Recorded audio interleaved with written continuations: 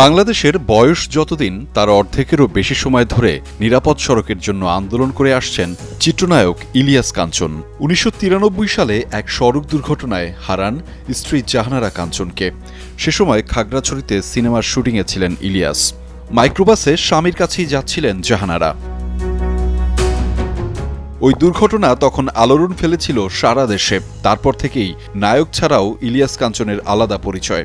নিরাপদ সড়কের দাবিতে সেই থেকে তার ভিন্ন যাত্রা রাজপথে। টার্গেট ছিল আর কেউ যেন সড়কে না হারান তার প্রিয়জন। কাঞ্চনের এ লড়াই চলছে ৩১ বছর ধরে। আমার রক্তক্ষরণ হয়েছে, আমার সন্তানের ব্যথা দুঃখ আমি দেখেছি। তো সেই কারণে এবং আমি দেশটিকে ভালোবাসি এবং আমি দেশের যে একটা চলচ্চিত্র ইন্ডাস্ট্রির সঙ্গে জড়িত, সেখানেও মানুষের সঙ্গে একটা বিরাট একটা মিলের বিষয় আছে। তাদের ভালোবাসায় কিন্তু একজন শিল্পী গড়ে ওঠে। তো এই যে জায়গাটায় আমার ভিতরে যতটা কাজ করেছে, যে সড়ক দুর্ঘটনা রোধ করে এদেশের মানুষের কান্না হাজারি রোধ করা, একটা পরিবারকে রক্ষা করা, সেইটি আসলে যারা সরকারে আসে তারা কিন্তু সেইভাবে ফিল করে না। অনেকের অসহযোগিতা, জনগণের নিয়ম না মানার বদভ্যাস, রাজনৈতিক প্রতিহিংসা কিংবা আমলাতান্ত্রিক জটিলতা ক্লান্ত করেছে তাকে, বাড়িয়েছে অভিমান, ক্ষোভ। আন্দোলনের সময় দীর্ঘ হলেও দমে যাননি কখনো। আল্লাহর মাল আল্লাহ নিয়ে যায়, মন্ত্রী মিনিস্টারদের বলতে শুনেছি।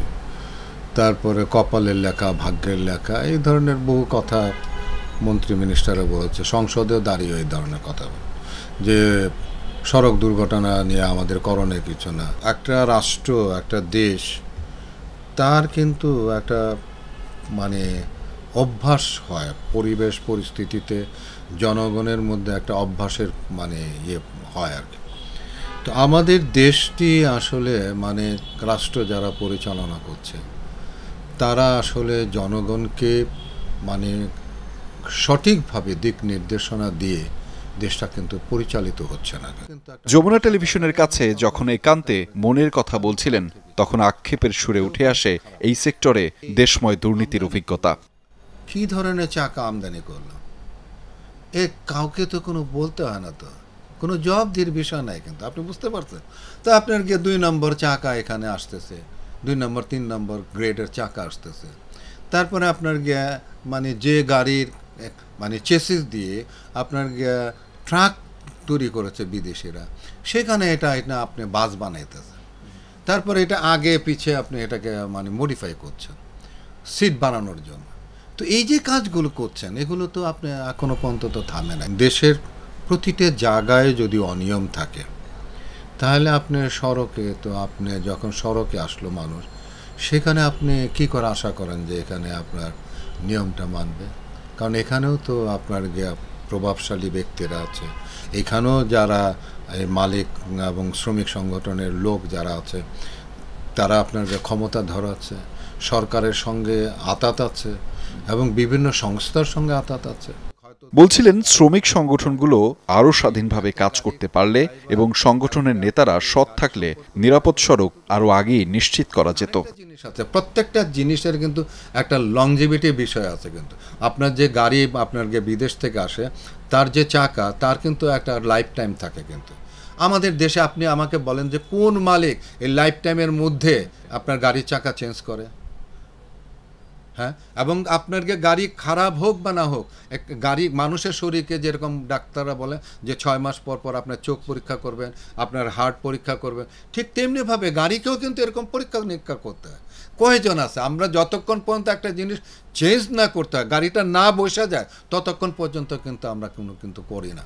তো এই যে এই জায়গাগুলো আমাদের যখন তৈরি হবে, আমাদের সড়কটাও যখন ওইভাবেই হবে, আমাদের গাড়িগুলো যখন ওরকম হবে, আমাদের মানুষগুলো যখন ওরকম হবে, এবং যে সমস্ত দেশে উদাহরণ দিল যে ওই দেশের মধ্যে সেই দেশে তো এরকম মোটরসাইকেলও নাই, সিএনজিও নাই, আর তারপরে এই যে আপনার রিক্সাও নাই, হ্যাঁ, এবং মানুষ এরকম রাস্তা ক্রস করে না।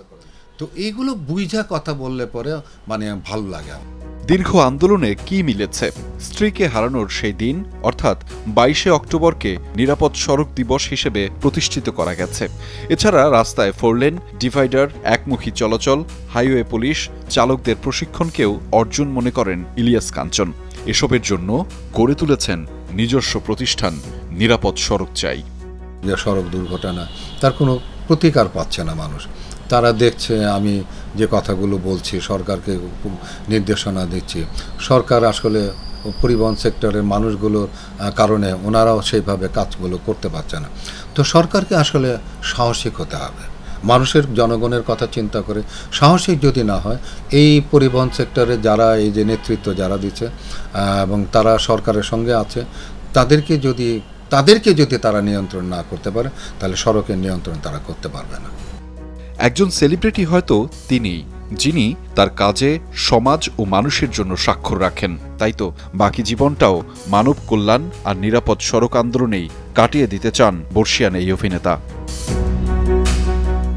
আহমেদ রেজা, যমুনা নিউজ, ঢাকা।